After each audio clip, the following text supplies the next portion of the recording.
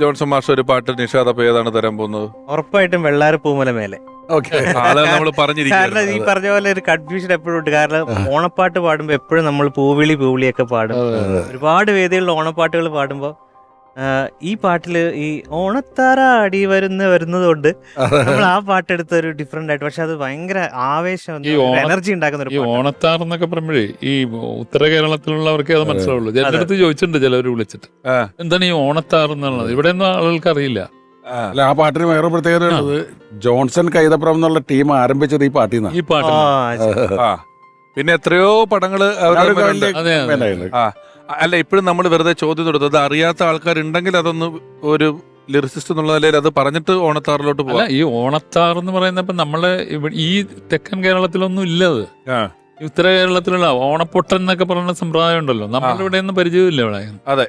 അപ്പൊ ആ ഓണത്താർ കാണിക്കുന്നുണ്ട് അതില്, അല്ലെങ്കിൽ കാണാം നമ്മൾക്ക് ആ ഉത്തര കേരളത്തിന്റെ മലബാറിന്റെ പ്രത്യേകതയുള്ള ചില സംഭവങ്ങൾ.